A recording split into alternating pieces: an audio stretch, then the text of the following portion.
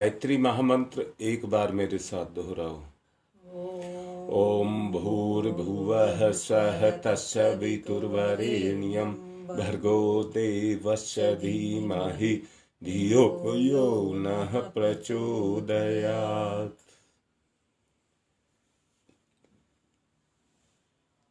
मेरा मन है आप भी मेरे साथ अपना तालमेल बनाइए। मेरा ये मन है कि 2 भाग में हम प्रगति करना शुरू करें।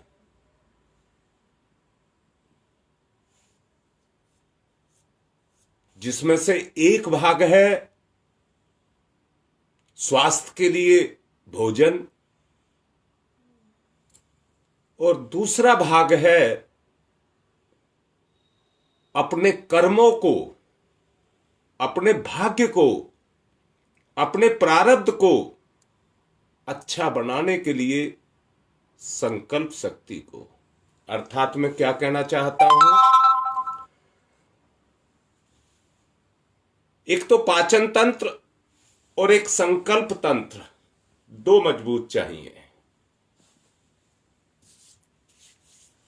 कल आपको कहा गया था पाचन तंत्र के संबंध में मिथ्या आहार के बारे में बताया गया था।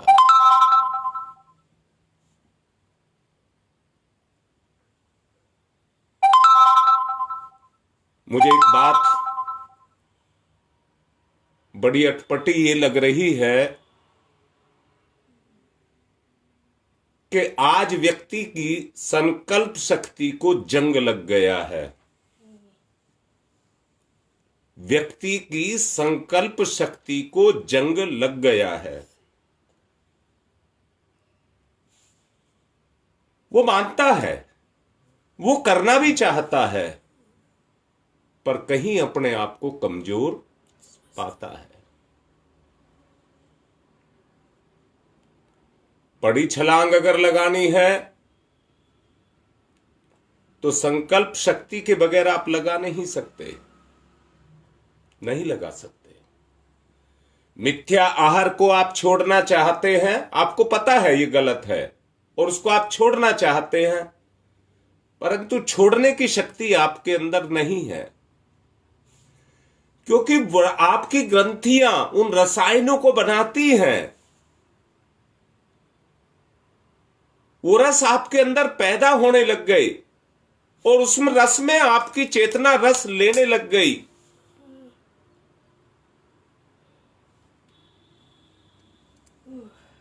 खैर, आज मेरा संकल्प की शक्ति पर बात करने का मन नहीं है, कल बात करूंगा।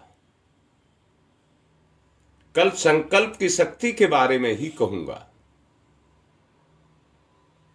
आज मैं आहार यानी कि स्वास्थ्य के क्षेत्र में ही बोलना चाहता हूं। कल मैंने मिथ्या आहार के बारे में बताया था, जिसमें बहुत सारे उदाहरण दिए थे।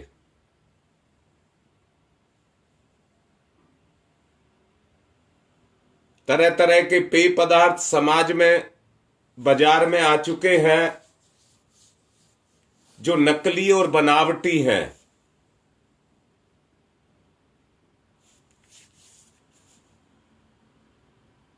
नशे के रूप में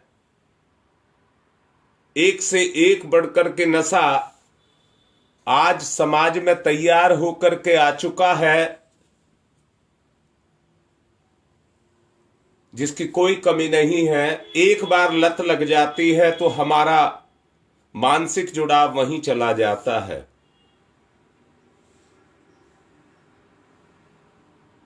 खाद्य पदार्थों में मीठे का प्रयोग बढ़ता चला जा रहा है और मेहनत कम होती जा रही है। पेय पदार्थों में सोडा, लेमन, काफी, चाय, ये भांति भांति के वो आने लग गए हैं और जिनके आ जाने के कारण जो वास्तविक हमारे हित में था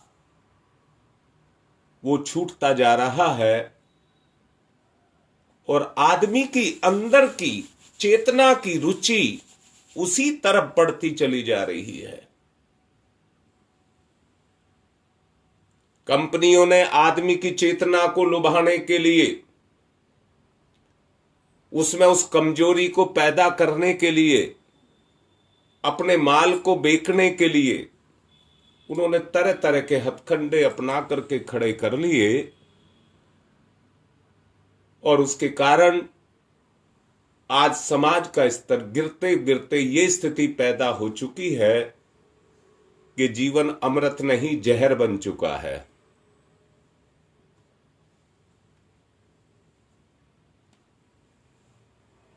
कल आपको बताया गया था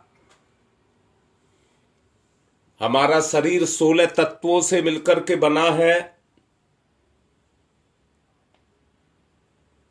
कहीं से आंख के अंदर दृष्टि आई है, कहीं कान के अंदर श्रवण शक्ति आई है, कहीं जिह्वा में रसेंद्रियां आई हैं, कहीं से आत्मा आई है, कहीं से पृष्ठ भाग आया है। इस तरह से ये 16 तत्वों से मिलकर के बना है, जिसमें कैल्शियम, लोहा, पोटेशियम, फास्फोरस, ये चीजें हमें लवण के रूप में भी मिलती हैं। बनावटी, जो मैंने अभी कहा, तरह तरह के जो भोजन आज बाजार में उतर चुके हैं और व्यक्ति को उसने अपना आदी बना लिया है। अब वहां से व्यक्ति की उस इच्छा को छुटाना है तो सबसे पहले आवश्यकता होगी संकल्प शक्ति की, जिसके बारे में कल बोलूंगा, आज नहीं।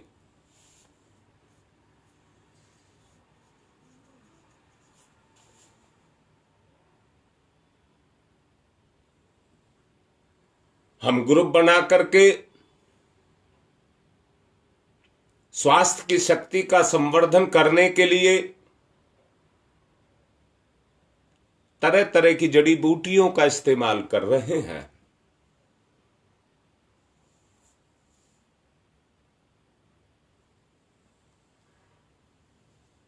कल एक गुप्ता जी की प्रेरणा से सहजन का अर्क बनाया गया है। उसके बारे में मैं बाद में पढ़ रहा था, अर्क बना रहा था और पढ़ रहा था।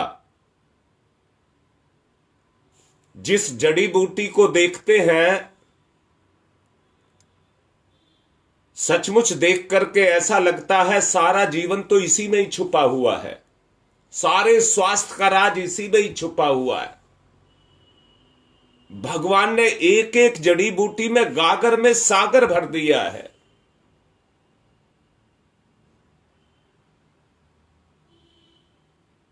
कैसे लौटा करके लाएं? मैंने अभी थोड़ी देर पहले एक बात कही थी,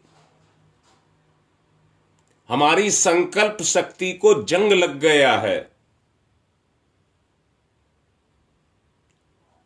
हम स्वस्थ तो होना चाहते हैं, पर वो जंग जागरूकता नहीं आने दे रहा। वो जंग जागरूकता नहीं आने दे रहा। वो जानते हैं, जंग एक है जो लोहे पे लगता है और जंग एक है जो मैदान में लड़ा जाता है। लोहे पर लगा जंग लोहे को खा करके ही पीछा छोड़ता है। लोहे पर लगा हुआ जंग लोहे को खा करके ही पीछा छोड़ता है। ऐसे ही हमारी भी चेतना को लगा हुआ ये जंग हमारे जीवन को लेकर के ही हमारा पीछा छोड़ेगा। अब इस जंग के साथ हमको जंग करना पड़ेगा।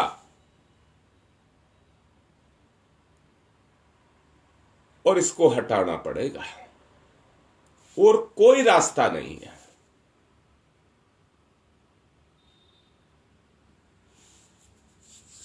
कोनिया क्षेत्र में मशीन बाद में भेजी है। 4 मशीन मैंने बताया था, 4 मशीन बनाई थी। एक दिल्ली में बुराड़ी में लगी है, एक मेरे पास लगी है, एक जैथरा एटा के पास भेजी है, एक भदोई में है। इस तरह से 4 मशीन है।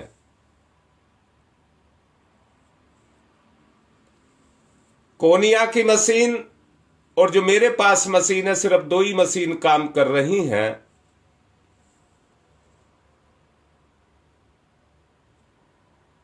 मेरे अंदर से एक चीज रहती है उतावली, और उस उतावली से ये मत समझ लेना अधैर्य नहीं कह रहा हूं, अधैर्य नहीं कह रहा हूं। उतावली ये रहती है, अगर मैंने थोड़ी भी देर कर दी, मेरे किसी का प्राण को कोई नुकसान हो गया तो मैं उसकी भरपाई नहीं कर पाऊंगा। अगर मेरे किसी आत्मीय को कुछ हो गया तो मैं उसकी भरपाई नहीं कर पाऊंगा। हम में से हर किसी को ऐसा लगना चाहिए कि हम एक परिवार के अंग हैं और हमें सबको बचाना है।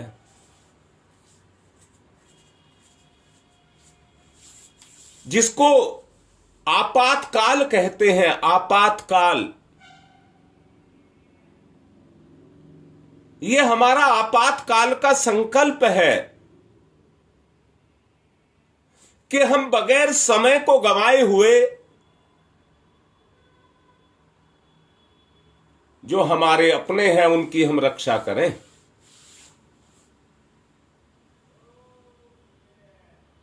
उनकी हम रक्षा करें।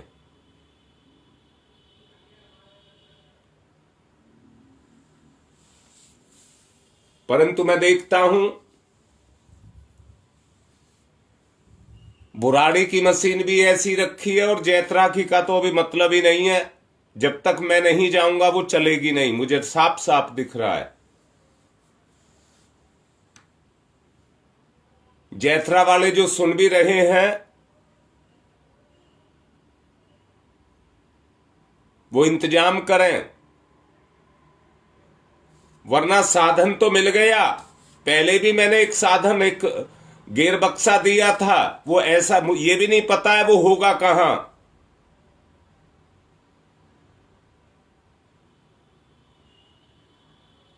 ये मशीन भी गई है तो जैसी रख जाएगी वैसी जंग रखी लग जाएगी और फिर ये नहीं पता लगेगा कहां गई।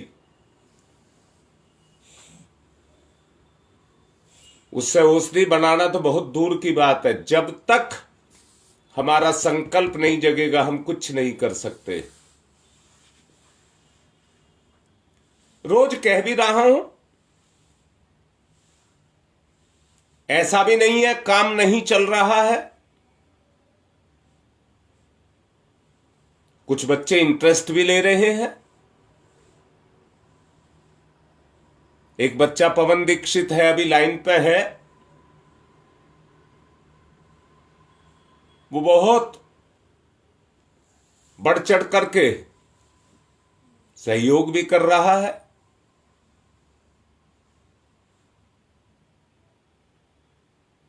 तो मैं ये कहूंगा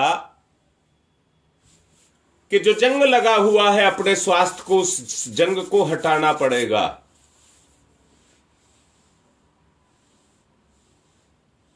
सोलह तत्व मैंने अभी आपसे कहा जो हमारे शरीर में काम करते हैं। स्वास्थ्य को रक्षा के लिए 16 चीजें हैं जो काम करती हैं। उस संतुलन को बनेगा। मैंने एक प्रवचन में आपसे पहले बोला था, बीमारी या रोग हमारा मित्र है, शत्रु नहीं। जो हमें आकर के बताता है कि आपके स्वास्थ्य में ये कमी आ गई, इसको ठीक कर लीजिए। मैंने बताया था रोग क्या है, रोगी कौन है, इसके बारे में स्पष्ट बोला था। रोग हमारा मित्र है। रोगी वो है जो उसको टाल रहा है, उपेक्षा कर रहा है, परंतु उस पर काम नहीं कर रहा। बताने वाले ने, चेतना ने बता दिया है कि चोर आ चुका है, तोड़ रहा है घर को, कुंभल कर रहा है, परंतु हम उसको टाल करके सोए हुए हैं। वो रोगी है। जिसने रोग को स्वीकार कर लिया वो रोगी है। अपने संकल्प को जगाओ और रोग को दूर भगाओ। कल जो बताया गया और आज भी उनका जिक्र किया गया, रोटी खाते हैं परंतु रोटी में रोटी का स्वाद नहीं है, उस पर तरह तरह के स्वाद के लेप चढ़ाए हुए हैं, वो गलत है।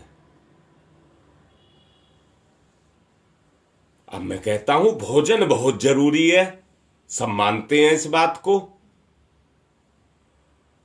बहुत जरूरी है। यानी कि आवश्यकताओं की चरम सीमा जहां पर है वहां पर कहिए भोजन बहुत जरूरी है। परंतु आप जरूरत के लिए खाते हैं क्या? मैं पूछ रहा हूं, क्या आप अपनी जरूरत को पूरा करने के लिए खाते हैं? तो सबसे पहली सबसे बड़ी गलती तो यही है कि हम भोजन को भोजन की आवश्यकता के लिए नहीं खाते, बल्कि अपने मन की इच्छा पूरी करने के लिए खाते हैं। ये बहुत बड़ी गलती है। आवश्यकता से अधिक भोजन करना पेट के साथ प्रत्यक्ष रूप से अत्याचार है। प्रातःकाल हम दूध और मिठाइयां, दोपहर को ठूस ठूस करके भोजन, शाम का फिर नाश्ता और रात को फिर भोजन, सोते समय फिर दूध, बीच में दो चार छोटी मोटी चीजें, फल, चाय के प्याले, सिगरेट, चाट, पकोड़ी, सोडा, रबड़ी, मिठाई, न जाने क्या क्या है जो हमारे हाथ लग जाए। सच देखिए, क्या हम साधक रह गए हैं? जो हमारे हाथ लग जाए बस चट कर जाइए।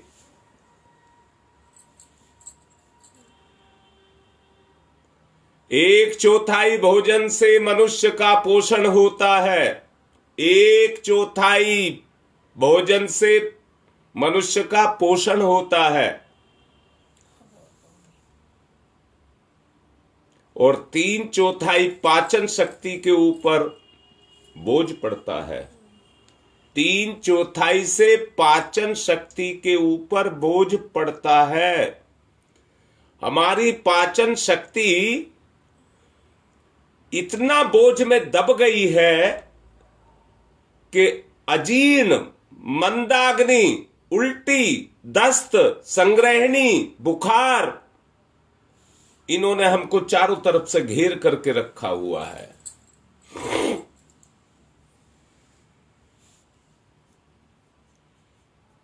देख लो, अगर आपको समझ आ रहा है तो देख लो। आवश्यकता से अधिक खाना या आवश्यकता में खाना, ये दोनों आपके ही हाथ में हैं।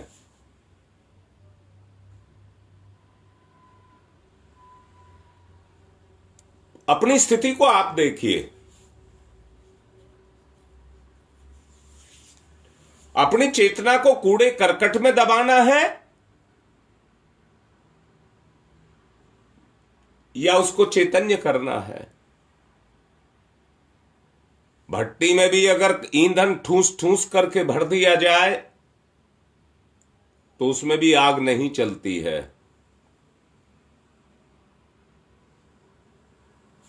मुंह में भी अगर भोजन ठूस ठूस करके भर दिया जाए तो मुंह भी नहीं चलता है।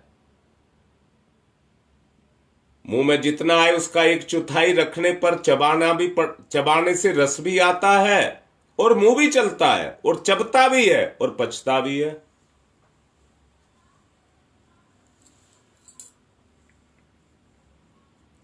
आज पाचन तंत्र पर इतना बोझ पड़ चुका है कि मल निष्कासन के अवयवों पर व्यर्थ का बोझ लदते लदते स्थिति ये पैदा हो चुकी है कि पेट ही साफ नहीं होता।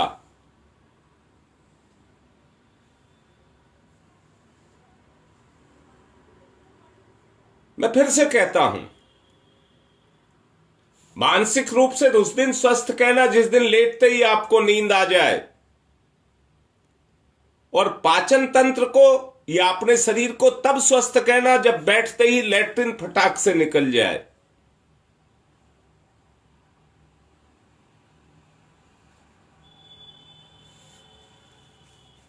मल निष्कासन आज कितना बड़ा मुश्किल हो गया है, कितना बड़ा, जैसे आर्थिक दशा व्यक्ति की सुधर करके नहीं देती है, जूझता रहता है उसके साथ, और कमा और कमा और कमा। ऐसी मल निष्कासन के साथ भी आदमी जूझ रहा है।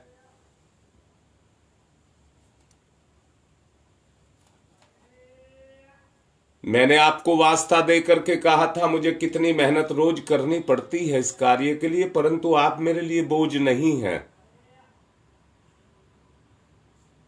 आप मेरे लिए बोझ नहीं है, मैं आपसे बोझ नहीं मरता हूं।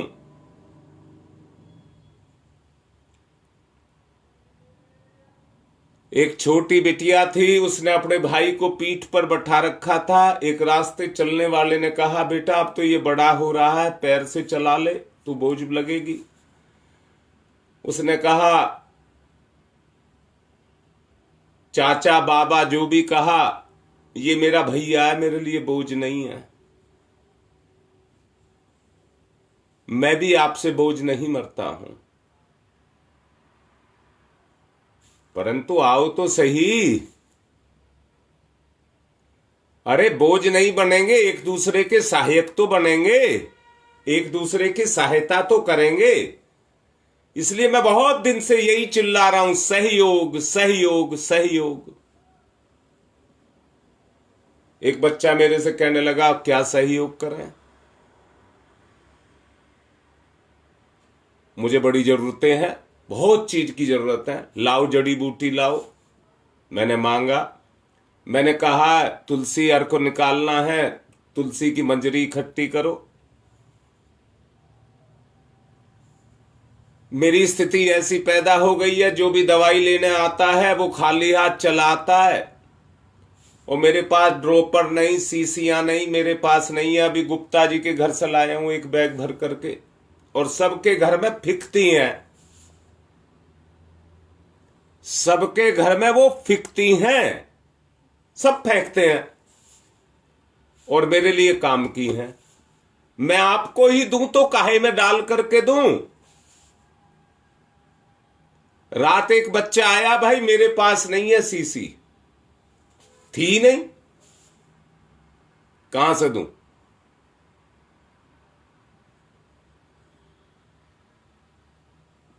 तो मुझे तो बहुत जरूरत है आपके सहयोग की। ये केवल सहयोग, इसी बात का सहयोग नहीं होगा, सहयोग से सहयोग की भावना जगेगी,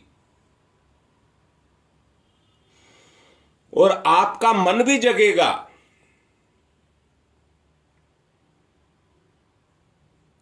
क्या मन जगेगा कि मुझे भी कुछ करना है, बस समझना, आपका मन खुल गया, आपका पेट खुल जाएगा, आपको लैट्रिन में बैठ करके जोर नहीं लगाना पड़ेगा, गंदगी अपने आप चली जाएगी। संकल्प कल के बारे में कल आपसे समझाऊंगा। दो बात अगर आप मेरी मानते हैं तो काम शुरू हो जाता है। कोई चीज नहीं चाहिए, सब है, सब है। मिलकर के हम कुछ भी कर सकते हैं।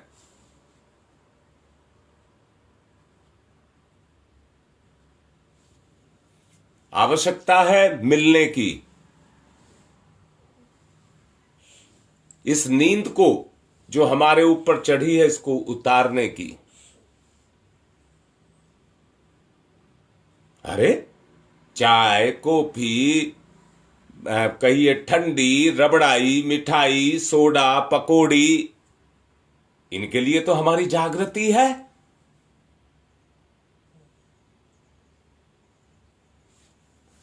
परंतु इसमें जागृति क्यों नहीं है?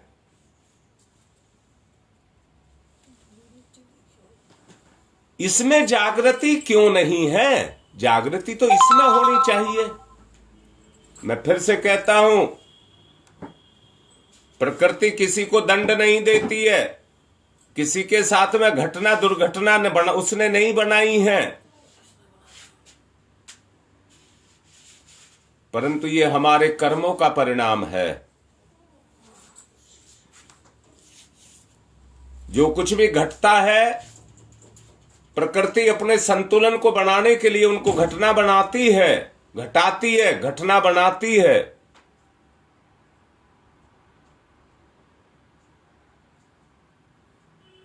हमें अपने प्राकृतिक प्रकृति के साथ में संतुलन को बनाने के लिए ये सब करना होगा, प्रकृति के साथ जुड़ना होगा।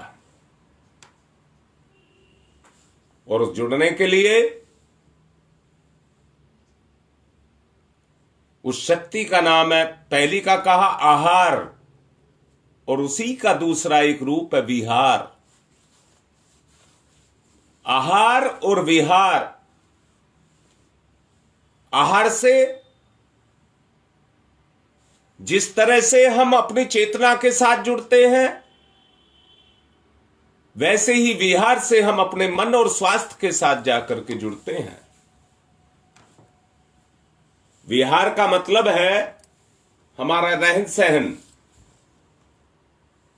टहलना, घूमना फिरना, बैठना, रति क्रिया करना। विहार हमें विस्तृत अर्थ में लेना चाहिए। आज के नगरों में, तंग गलियों में, गंदी सड़कों में, बिना रोशनदान के और बिना छोटी खिड़कियों के मकानों को देखिए, क्या स्थिति पैदा हो गई है। डब्बे में जैसा घुसा दिया व्यक्ति को, जैसे व्यक्ति को डब्बे में घुसा करके बंद कर दिया, दम घोट दिया उसका, खुली वायु ही उसको नहीं मिलती। अंगों का पोषण कैसे होगा? शरीर की पहली आवश्यकता है शुद्ध, स्वच्छ, निर्मल वायु, जो उसकी पहली आवश्यकता है। गंदी गलियों में शुद्ध वायु की मिल जाए, यह संभव नहीं है। आबादी अभी अधिक होने से प्राणवायु की कमी पड़ती है, और मकान साथ साथ घने तंग बने होने से सीलन की दिक्कत आती है, जिसके कारण अनेक तरह के छूत रोग हमको लगते हैं। व्यायाम के लिए स्थान नहीं मिलता। सोना, बैठना, भोजन करना, शुद्ध वायु और पर्याप्त प्रकाश का ना मिलना रोगों का पहला कारण है। घरों के पश्चात हम अधिक समय अपने ऑफिसों में, कार्यालय में, कारखाने में, वहां पर देते हैं।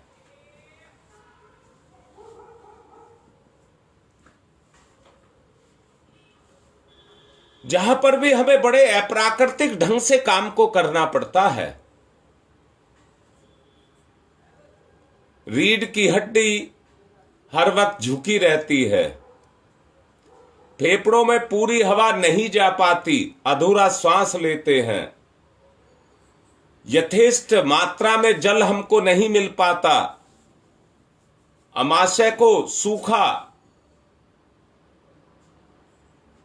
बनाए रखते हैं, इन प्राकृतिक आवश्यकताओं की पूर्ति यथा समय ना करने के कारण हम रोग रूपी सजा को पाने के लिए मजबूर हो जाते हैं।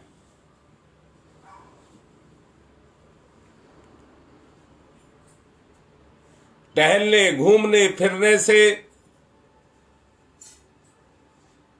हमारे स्वास्थ्य को लाभ मिलता है, परंतु भागदौड़ की जिंदगी में हमें समय ही नहीं मिल पाता। छूटता है तो और कोई काम नहीं छूटता है, जो मेरे स्वास्थ्य से संबंधित, मेरे मन से संबंधित जो कार्य हैं वो ही छूटते हैं, अच्छे कार्य छूटते हैं।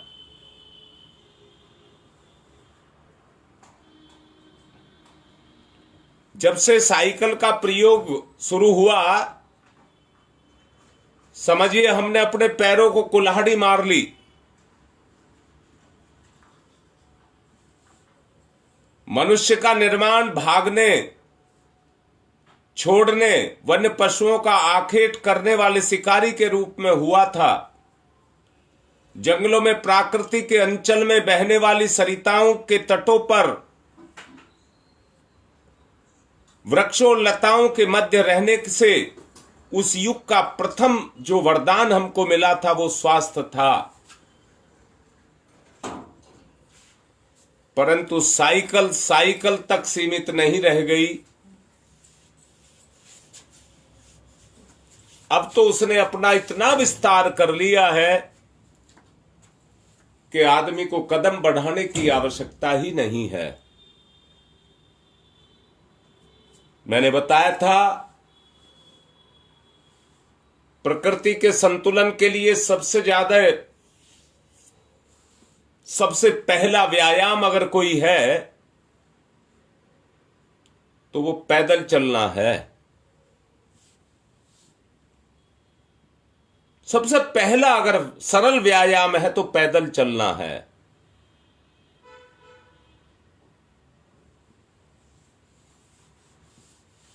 मैंने अभी कहा,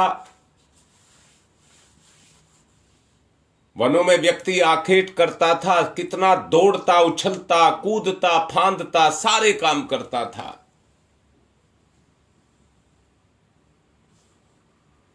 वन्य पशुओं से अपनी जान बचाने के लिए बूढ़ा भी हुआ तो उसको भी दौड़ना पड़ता था। इसलिए उस समय की घोर आवश्यकता थी अपने आप को सुरक्षित रखना। इसलिए आदमी कबीलों में बंद करके रहता था। परंतु आज का आदमी इसी को अपनी शान समझ रहा है कि उसे पैर भी जमीन पर नहीं रखना पड़ रहा, पैर भी मैला हो जाएगा। परंतु वो मैल पैर में नहीं, उसके स्वास्थ्य में आकर के जम गया है।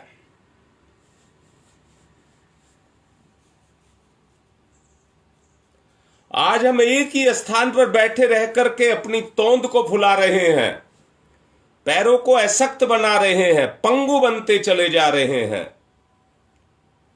स्वच्छ हवा छोड़ करके पूरा पूरा दिन दुकानों में, कारखानों में व्यतीत कर रहे हैं। किसी धन संपन्न परिवार में के स्त्री पुरुषों के मोटे मोटे शरीरों को देख करके जो व्यक्ति स्वास्थ्य का अनुमान करते हैं, वे स्वास्थ्य और शक्ति को पहचानने में बड़ी भूल करते हैं।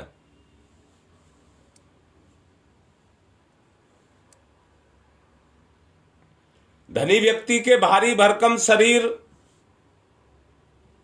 स्वास्थ्य के परिचायक नहीं है।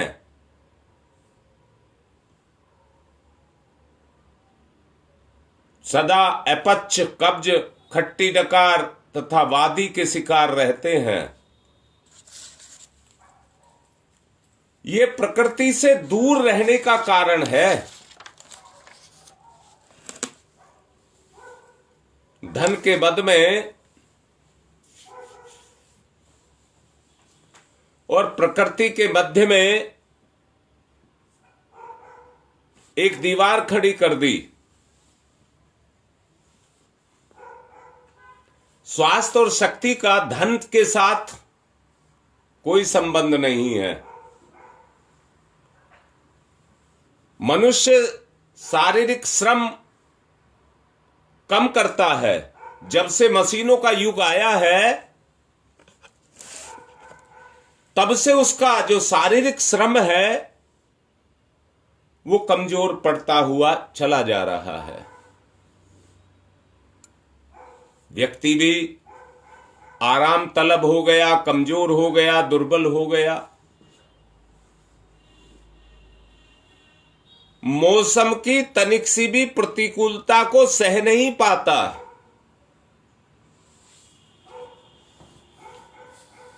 कल ग्रेटर नोएडा से एक बच्चा मुझे ही हिदायत दे रहा था कि ऊनी कपड़े पहनना शुरू कर दो। व्यक्ति को प्रकृति के साथ संतुलन बनाना चाहिए। अगर प्रकृति ठंड लेकर के आई है, मैं ये तो नहीं कह रहा नंगे बदन रहना चाहिए, परंतु अपनी क्षमता को बढ़ाने के लिए सहन करने की शक्ति को बढ़ाना चाहिए।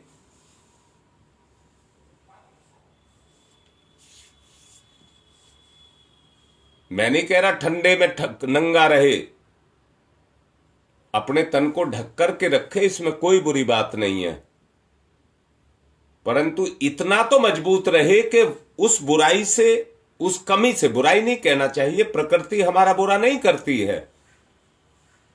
प्रकृति हमें मजबूती लाने के लिए तरह तरह के परिवर्तन करती है।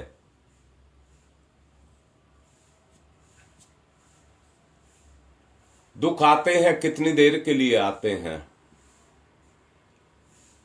सुख सदा रहता है, सदा देती है। परंतु जो सुख को ही आधार बना लेते हैं, वो सारी जिंदगी दुख में जाकर के निवास करते हैं।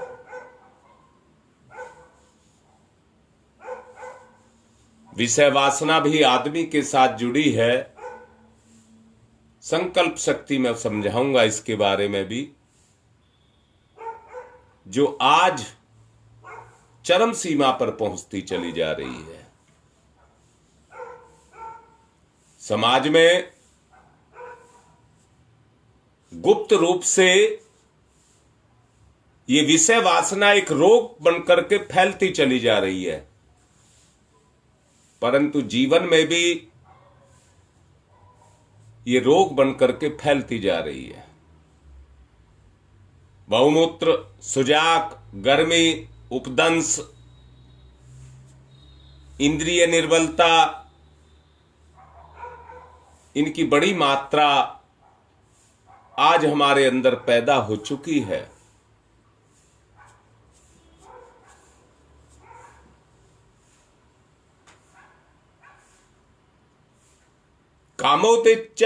कामोत्तेजक जो हमारी प्रकृति है, वो हमारे प्रति समाज में घृणा को पैदा करती चली जा रही है,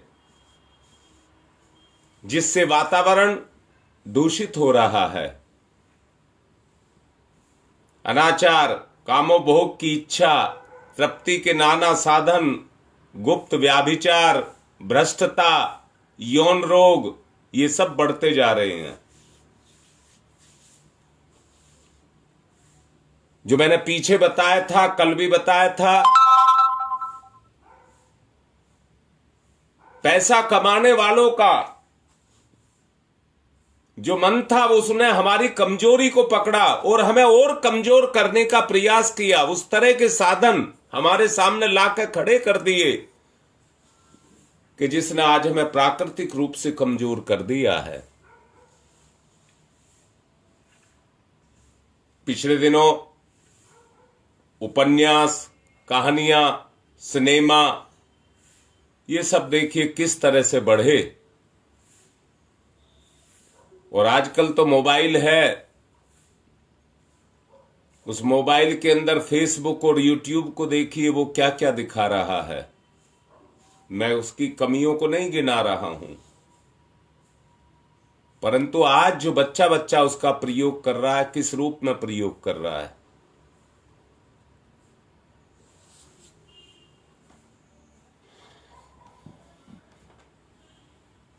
समय हो चुका है,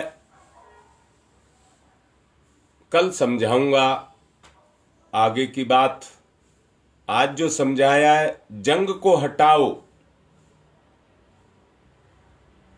सामान तैयार है, तरह तरह की जड़ी बूटियां तैयार है। मैंने कहा सहजन का अर्क कल बनाया था, जब उसके बारे में पढ़ा तो लगा गागर में सागर यहीं भरा हुआ है। इतनी बेहतरीन दवाई है, बड़े मन से बनाई है, मंदी आंच पर बनाई है। और कल अमलतास का भी काढ़ा बनाया था, जो पीछे बनाया था उससे बहुत स्ट्रांग है, पेट को खोल करके रख देगा। आप प्रयोग करिए, आप लीजिए, किसी से पैसे थोड़ी मांगे जा रहे हैं, मेरा परिवार है। मैं जब छोटा सा था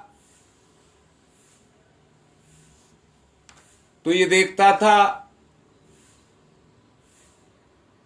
एक एक बच्चे को पहलवान बनाने के लिए पूरी पूरी भैंस और गाय का दूध उनको पिला दिया जाता था, घी पिलाया जाता था। पहलवान बनेगा, मजबूत बनेगा, कमाऊ बनेगा।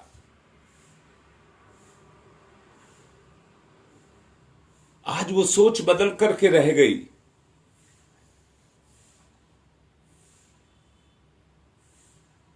पहली बात तो है नहीं, दूसरी बात आदमी उस काम को करना भी नहीं चाहता। आज का समय ज्यादा हो चुका है, इसलिए कल समझाऊंगा। निकल करके आओ, निकल तो रहे हैं, इक्का दुक्का निकल रहे हैं, अभी निकल करके आओ और दवाइयां लो और अपने आप को स्वस्थ करो। आज की बात संपन्न।